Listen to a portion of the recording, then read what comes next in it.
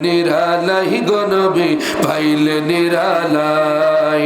দুই কদমে চুমু খাবো, দুই কদমে চুমু খাবো, চরণ ধুলি মাখবো গাই। পাইলে নিরালাই গো নবী পাইলে নিরালাই, পাইলে নিরালাই গো নবী পাইলে নিরালাই। নারে তাকবীর।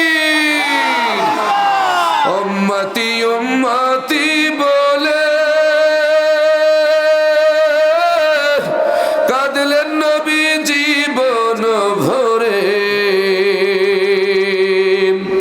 উম্মতি উম্মতি বলে কাঁদলেন নবী জীবন ভরে।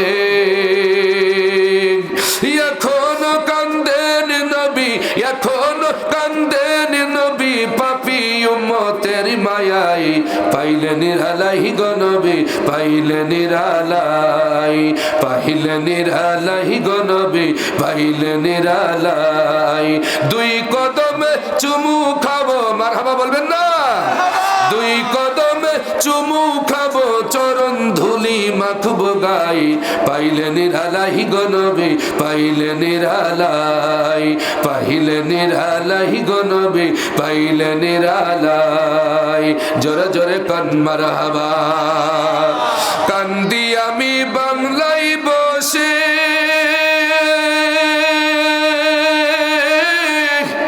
দাও গো দেখা স্বপ্নে এসে। চিল্লায় বলেন আমি। আমরা আমার রাসূলকে স্বপ্নে দেখতে চাই কি চাই না? কে কে চান একটু দু হাত তুলে দেখা। না আমার নেতা আপনার নেতা, আমার নেতা আপনার নেতা।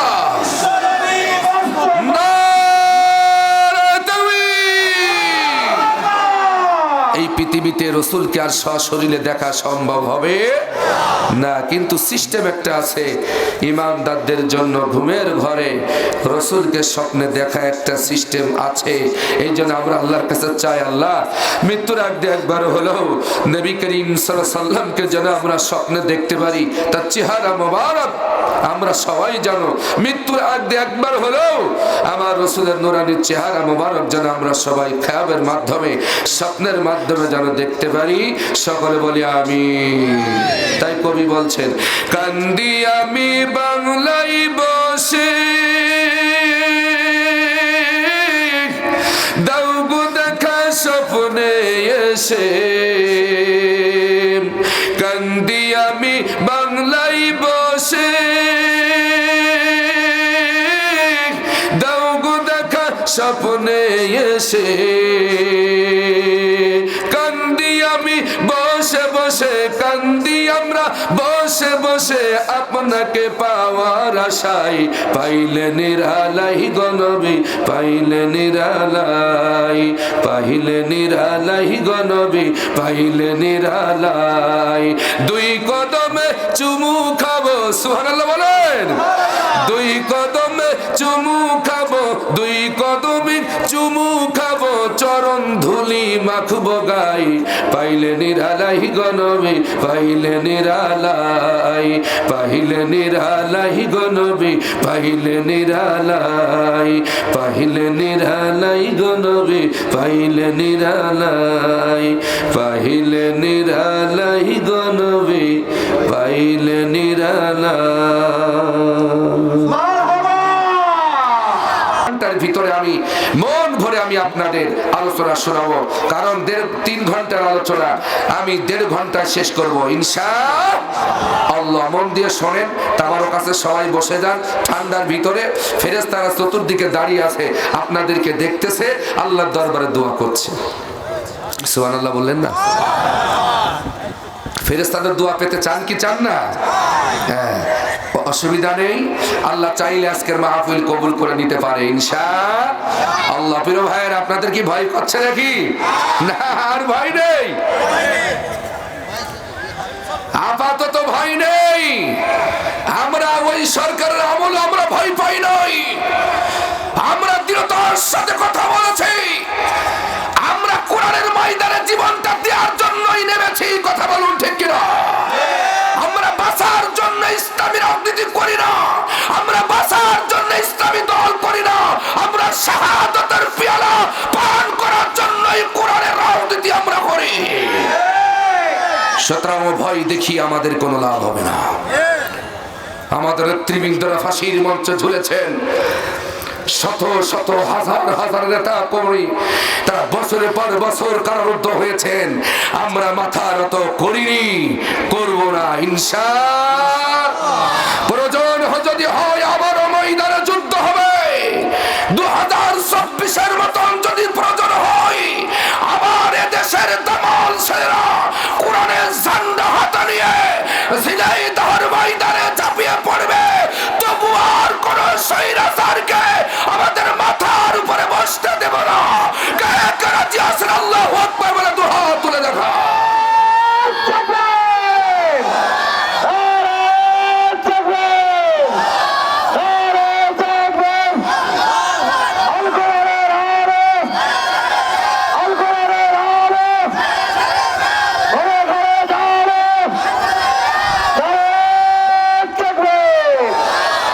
আলহামদুলিল্লাহ, এখন আর এদিকে তাকানো লাগছে না। কি মজা গো, শান্তি পাচ্ছি কথা কই।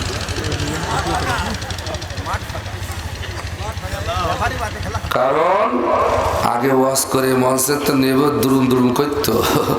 যদি পুলিশের গাড়ি দেখতাম মনে হয় এই হয়ে গেল, এই হয়ে গেল। এখন পুলিশ সেদিকে নড়াইল থেকে মাহফিল করে আসছি, দাওয়াত দিয়েছে হঠাৎ করে, খুব খুব মেজাজ নিয়ে যেই দেখে গাড়ির মধ্যে টুপি আলা হুজুর সেই ছেড়ে দিয়ে আর কোনো কথা কইনি, আর কোনো কথা কইনি। জান জান জান জান তারা টুপি আলাদের পাওয়ার ওরা টের পেয়েছে ইতিমধ্যে। কথা বলো মুসলমান, হ্যাঁ ঝিনাইদহবাসী কথা বলো ঠিক কিনা? মস্তানি অনেক হয়েছে, অনেক মস্তানি দেখিয়েছেন। আমাদের সামনে থেকে মাইক্রোফোন কেড়ে নেওয়া হয়েছে, আমাদের কণ্ঠকে চেপে ধরা হয়েছে, আমাদেরকে কথা বলতে দেওয়া হয় নাই। আমরা কোরআনের সমাজ কায়েম করতে চাই, যেই সমাজে কোনো বৈষম্য থাকবে, হিন্দু মুসলিম সবাই সমান অধিকার পাবে, তারা তাদের মত প্রকাশ করবে, তাদের ভাষা তারা জনগণের সামনে প্রচার করবে, তাদের স্বাধীনতা থাকবে, তাদের বিপদ আমাদের কথায় দেশের সরকার শুনবে। এমন একটা রাষ্ট্র, এমন একটা সরকার আমরা চাই, যে সরকার জনগণের কথা বলবে, ইসলামের কথা বলবে। ঠিক কিনা বলে? প্রিয় ভাইয়ের আমার, আসেন আল্লাহ সুবহানাহু ওয়া তাআলা কোরআন কারীমের ভিতরে সূরা আল মায়েদা 67 নম্বর আয়াতে কারিমা আমি তেলাওয়াত করেছি। আল্লাহ চাইলে এর আলোকেই আমি ঘন্টা দেড়েক মতন কথা বলবো ইনশাআল্লাহ। বলেন আউযু বিল্লাহি মিনাশ শাইতানির রাজিম।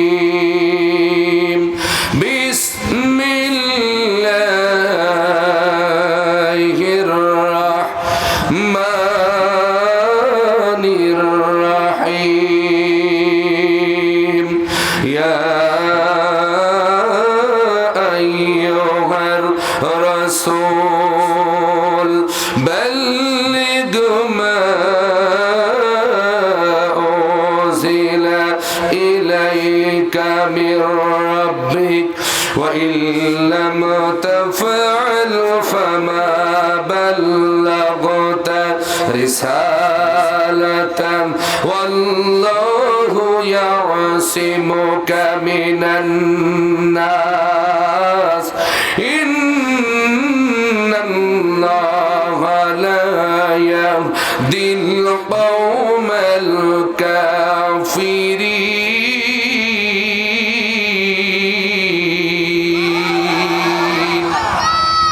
সূরা আল মায়েদা 67 নম্বর আয়াত।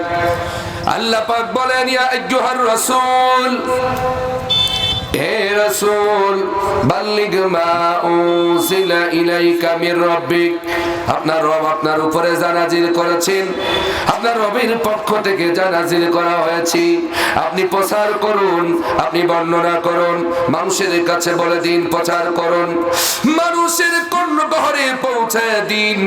এটা হচ্ছে আপনার দায়িত্ব। ওয়া ইল্লাম তাফআল ফামা বাল্লাগতা রিসালাতাহু। আর যদি এই দায়িত্ব আপনি পালন না করেন, তাহলে রিসালাতের দায়িত্ব তো আপনি পালন করলেন না। রিসালাতের দায়িত্ব থেকে আপনি সরে গেলেন। আপনার কাজই হচ্ছে আমার এই বিধান মানুষের কাছে প্রচার করা, এটা আপনার দায়িত্ব। আর এই কাজ করতে গিয়ে যদি মানুষ আপনাকে বিপদে ফেলেন, আপনার মারার জন্য ষড়যন্ত্র করে, আপনার বিরুদ্ধে আন্দোলন করে আপনাকে ক্ষতি করতে চায়, ও রাসূল শোনো, আল্লাহু ইয়াসিমুকা মিনান নাস। আর আমি আল্লাহ মানুষের সমস্ত ষড়যন্ত্র থেকে, মানুষের সমস্ত বিপদ মুসিবত থেকে আমি আল্লাহ পাক আপনাকে হেফাজত করব। জোরে বলুন সুবহানাল্লাহ। নজদের যুদ্ধের ময়দানে হযরত জাবের ইবনে আব্দুল্লাহ বলেন, হযরত জাবের ইবনে আব্দুল্লাহ রাদিয়াল্লাহু আনহু বলেন, নজদের যুদ্ধের ময়দানে নবী করিম সাল্লাল্লাহু আলাইহি সাল্লামের সাথে আমরা জিহাদে রওনা হয়ে গেলাম।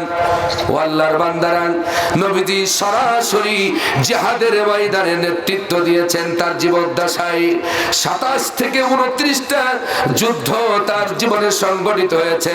প্রায় যুদ্ধেই তিনি নিজেই সেনাপতির দায়িত্ব পালন করেছেন। জোরে বলুন সুবহানাল্লাহ। আর আমার দেশের নেতারা সব এসির ভিতরে থাকে, আর সাধারণ জনগণ মার খেয়ে মরে।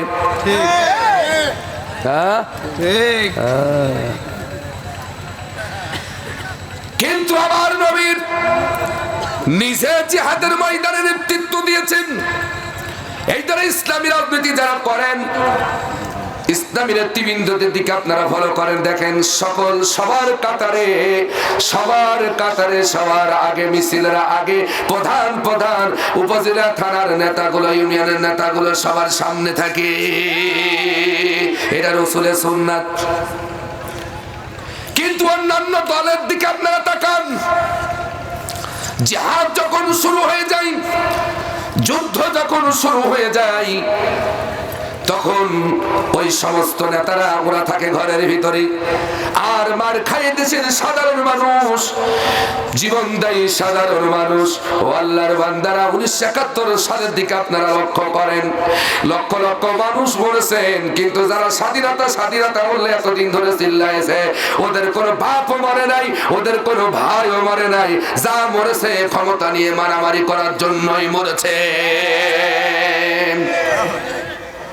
হে জনগণ, চোখ খোলো। তোমাদেরকে ধোঁকা বানিয়ে এতদিন বোকা বানিয়ে রাখছে, ধোঁকা দিয়ে স্বাধীনতা বলে চিল্লাইছে। ওনারা এসেছিলেন এই দেশটাকে ভারতের হাতে তুলে দেওয়ার জন্য।